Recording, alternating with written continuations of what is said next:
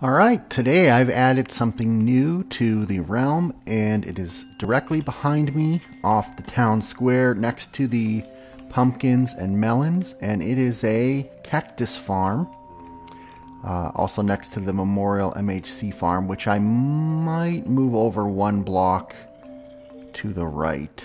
I wanted to have a 2-block walkway here between, but anyway, the way that this works is there are 2 outputs. You can come up, if you want raw cactus, you'll be able to pick it up here. And if you want green dye, you'll be able to pick it up here. Now, I just put this together, and here's where we put fuel in to get the green dye to work. Now, you're going to only want to put in things that are combustible, like coal, wood items, etc. I've just put single-use wood planks in here, or wood slabs, because the cactuses grow pretty slowly, so typically you're only going to be cooking one thing at a time. Although I guess if it runs out of fuel and a whole bunch of cactuses queue up, then you will be able to use a coal and it will cook longer. But otherwise you are probably wasting fuel. So let's go inside and take a really quick look at how this works. This is a really simple build. I got this basic cactus idea from Zuma Void's channel. Hopefully I said that right. And basically all it is there's a water trough around these 4 cactuses. And when the cactus grows 1, the glass panes will break the cactus. And then because there's a space between the glass panes and on that, it's fairly often that the cactus will fall into the water. Now there is a slight chance, or there is a chance that it will fall back onto the cactus, but according to his video and according to what his calculation as far as the most efficient cactus farm is, this is it.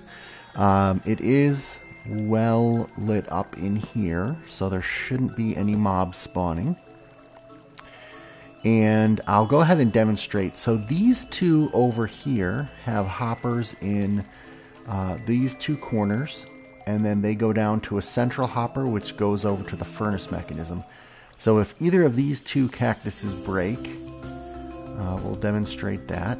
And then these 2 cactuses in these 2 corners, whoops, I see a bug. That's pretty funny actually. It should be in this corner going to there, and in this corner going to there. There. So these 2, I'll go ahead and simulate as if these 2 cactuses were grow, because I'm not going to make you sit here.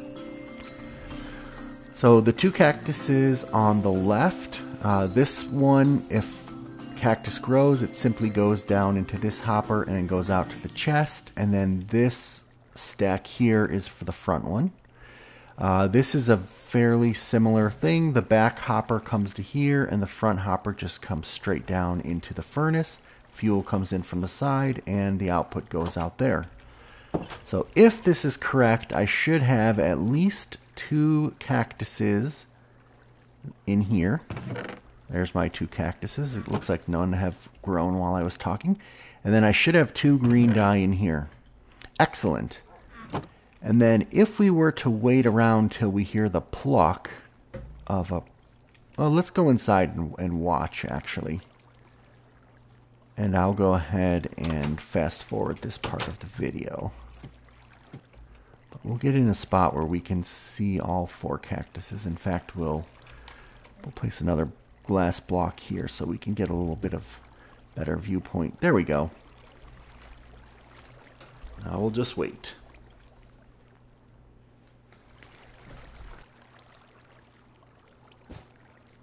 There we go. We had a cactus bloom in the back right. That will go straight out of the hoppers, not into the furnace. So let's go take a look at that. And voila, we have ourselves some cactus. Alright, and based on the slow speed at which these cactuses get produced, I decided to make one more change to the system. And that is that if a cactus falls in the front the front cactus here, then it will come down this pipe and it will go into the raw cactus box out here. If one falls in the back left here, it will flow this way and into the hopper, or into the furnace, I mean. And same thing with this one, which already flowed that way, and this one. So basically we have one that's giving raw cactus and 3 that are giving cooked cactus, if I didn't have that in there. So every once in a while I just need to come in here and double check that the fuel line is not clogged and that the cactus line is not clogged. If for some reason somebody throws junk in there, it can get clogged up, but it shouldn't.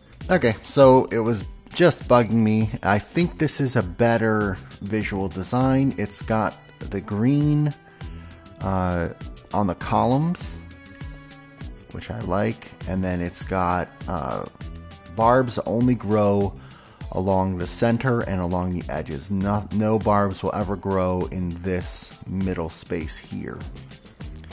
So I think that's definitely better. It could probably get a tiny bit of tweaking, but I think I like it quite a bit better, as I just said several times. So I came over here to push this cat away, and I was going to move this water feature over so that I could shift the farm over one. And I just noticed there's a water hole here. And this water hole comes down to an empty chamber. Now I'm afraid, I don't want to break anybody's walls, but I really want to break this piece and see if there's a room full of stealth technology blocking my awareness of what's beyond here. I was hoping there was like maybe a hopper here that opened some secret door, but it looks like this is not anything, but it sure is suspicious that it could be something. So now that I've discovered that, I'm actually thinking that I'm not going to shift the whole garden over. What I'm going to do is I'm going to remove this wall here. I'm just going to remove this row of beetroots, which frankly is pretty useless, and I'm just going to extend the farm back into this area back here.